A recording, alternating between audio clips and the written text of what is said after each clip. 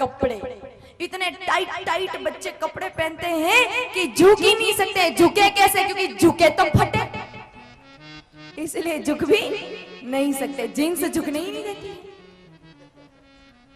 इसलिए जितने नौजवान युवक यहाँ बैठे हैं जो जीन्स पहनते छोड़ देना। वैसे आप जानते हो ये जीन्स क्या है? मैं आपको हकीकत बता देती हूँ इस जीन्स की, शायद वो सुनने के बाद आप जीन्स कभी दोबारा नहीं पहनोगे। इंग्लैंड नाम का देश है, नाम सबने सुना है? इंग्लैंड में सफाई कर्मियों के कपड़े बहुत ज्यादा फटते थे। ये जीन्स कहां से आई उसका इतिहास बता रही हूँ। इंग्लैंड में सफाई कर्मियों के कपड़े वस्त्र बहुत ज्यादा फटते थे। वहां की जो गवर्नमेंट है, वहां की सरकार है, वो सफाई कर्मियों को कपड़े दे देकर थक गई। तब इंग्लैंड सरकार ने, इंग्लैंड गवर्नमेंट ने एक आदेश जारी किया, एक फरमान जारी किया। कहा कि जो कोई व्यक्ति ऐसा कपड़ा बनाएगा जो मोटा हो, जल्दी फटता ना हो, जल्दी गंदा ना होता हो, तो उसको इंग्लैंड सरकार उचित दाम देकर, उचित मूल्य देकर खरीद लेगी। जैसे ही ये फरमान हिंदुस्तान में आया, उस समय भारत की अरविंद मिल ने, ध्यान से सुनना, हिंदुस्तान की अरविंद मिल ने सबसे पहले जींस बनाया और भेज दिया इंग्लैंड। किनके लिए? सफाई कर्मियों के लिए, गटर साफ करने वालों के लिए। तो जितने भी भाई जीन्स पहनकर अपने आप को फतेह सिंह दरबार, और जितनी बेटियां जीन्स पहनकर अपने आप को महारानी विक्टोरिया समझती है ना, उनकी औकात गटर साफ करने वालों से ज्यादा की नहीं, क्योंकि ये पोशाक ही उनकी है, ये बनाई ही उनके लिए गई थी। इसलिए अगर आप अपने आप को गटर साफ करने वाला ना समझो तो जीन्स बिल्कुल भी मत पहनना। और विडंबना कैसे? लड़के तो पहनते ही पहनते, पर लड़कियां पीछे नहीं है जीन्स पहनने में। लड़कों की जीन्स होती है एडी एडी तक, और लड़कियों की जीन्स होती है घुटने घुटने तक। ऊपर टी शर्ट पहनती है जिसके बाएं स्लीव्स तो होती नहीं, उनको देखकर ऐसा लगता है कि इनकी आस्तीन ने कोई उंदरे कुतर कर ले गए। बेटियों को कभी भूल कर भी जीन्स नहीं पहनना चाहिए।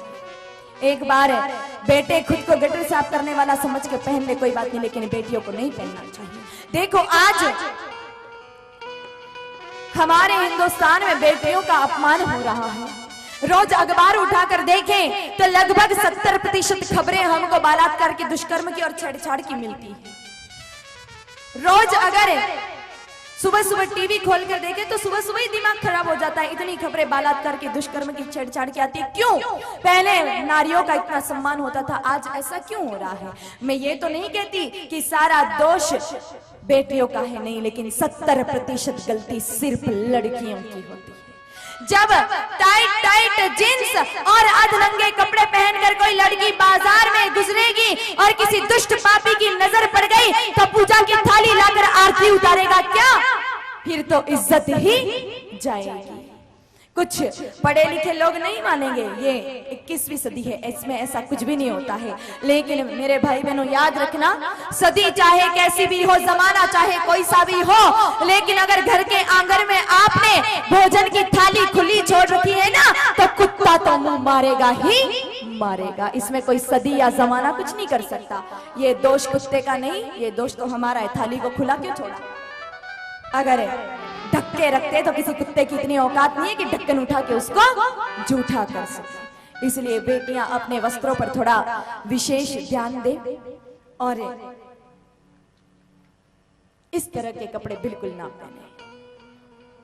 वैसे भी लड़कियों को ऐसा लगता है कि हम जीन्स में ज्यादा सुंदर दिखते हैं, ऐसा बिल्कुल नहीं। आप स्वयं दो लड़कियों की तुलना करना, एक ने भारतीय संस्कृति के अनुरूप कपड़े पहने हैं, सलवार कमीज पहना है, अच्छे से दुपट्टा लगा रखा है, बाल पर तिलक लगा रखा है और मेकअप बिल्कुल नहीं कर रखा है, लिपापोती बिल्कुल नहीं की है, और उसके सामने दूसरी जीन्स वाली लड़की है बिल्कुल मॉडर्न, खूब सारी लिपापोती कर रखी है। दोनों की तुलना करके देखना, जो भारतीय संस्कृति के अनुसार कपड़े पहनने वाली लड़की है ना, वो माता सीता, माता रुक्मणी, माता अंबा, दुर्गा, भवानी, जगदम्बा जैसी दिखती है, और जींस वाली लड़की किसी राक्षसी शूर्पणखा पूतना से कम नजर नहीं आती।